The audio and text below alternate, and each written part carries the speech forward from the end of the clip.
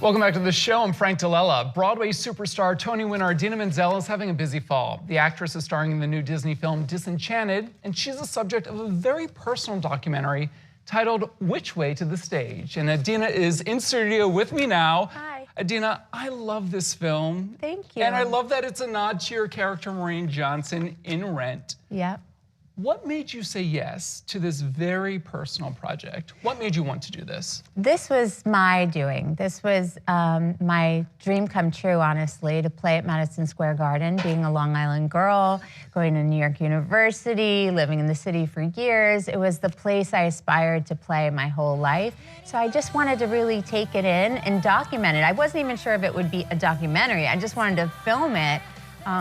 So I could really be in the moment and experience it again. We do get a little Rent in this film. Obviously, Rent was a big part of your life. Yes. You give that beautiful tribute to Jonathan Larson, which I love so much. Yeah, well, I use the songs in my set to sort of carry us on the narrative, and it really helps me kind of chronicle my life and to be able to sort of go back and see how these different songs really affected me at the time, or how they play into my life now. And No Day But Today is the song that I sing in every concert.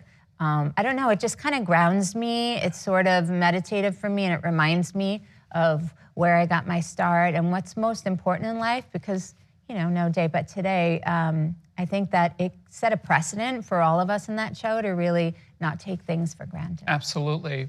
We also see you go back to Long Island, which is where you grew up.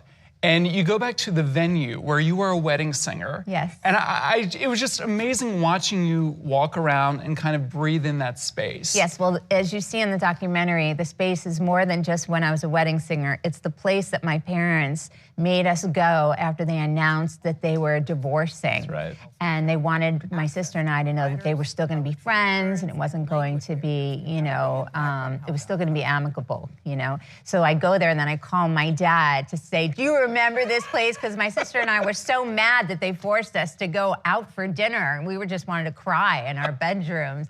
So I call him on FaceTime, we talk about it, and then there I was doing weddings and bar mitzvahs and having to sit there and relive the experience all the time. Have you ever encountered, like, years later, folks who've, you know, hired you for their bar mitzvah, hired you for their wedding? There's archival footage. There's some archival footage in there that a fan once sent me, and I had kept it.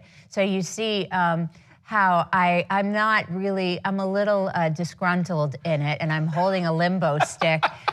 There were times where I was actually really happy to be doing it. I was a little younger, and it felt like I was a professional singer. I'm getting paid to do what I love. And then as the years were going by, I kept thinking, is it ever going to happen for me? And I'd like to get out of this place. And you can see it on my face. Well, lucky for us, you did get out, and you are now a superstar around the world. You were very vulnerable in this documentary. We get to see another side of Idina, the human side of Idina, off stage.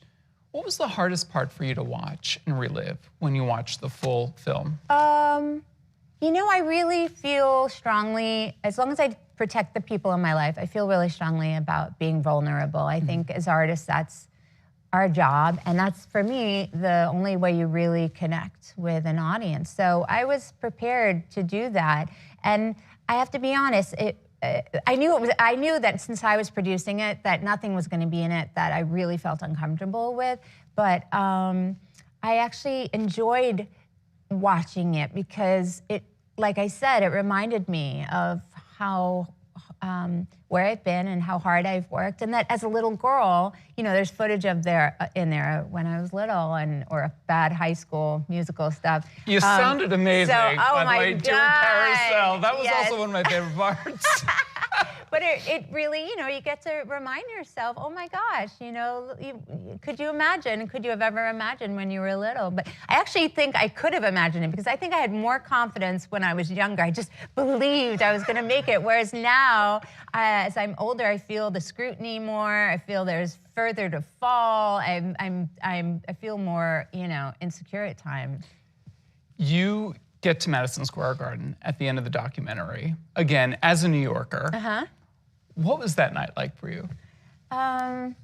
It was great. It was beautiful, you know. I took it in. Like I even say to the audience, I just need a minute. I really want to take this in, you know.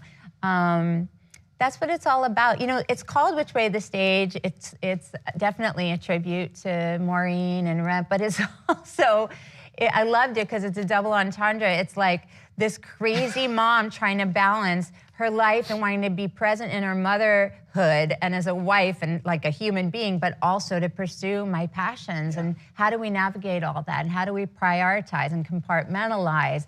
And so Which Way the Stage is more like, literally, where is the freaking stage? I'm this crazy mom with a chicken with her head cut off. Which we get in the documentary. All right, we're almost out of time, but I do have to point something else out in the doc that was very special to me in particular. You had just wrapped Rent.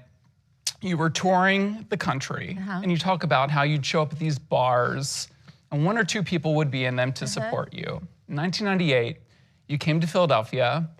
You sang at the Tin Angel, and Nate, I'm gonna have you bring this over here. Oh no. Yes, you have it. And I walked up to you after the show, and were you there signed at that. The Tin Angel? Oh my God, that means so much to me. So I've been following you from the very beginning. I love you. Congratulations, Idina Menzel. Thank you so much. This was my first album that sold like 3, and you bought it. I bought You're a couple. One of 3. I'm one of 3. Thank you so much. Thank you for coming in. I love you for I that. love you too. You can catch Which Way to the Stage on Disney Plus on Friday, December 9th. All right, it's time for a quick break, but when we return, Broadway sings Mariah Carey, A Holiday Spectacular.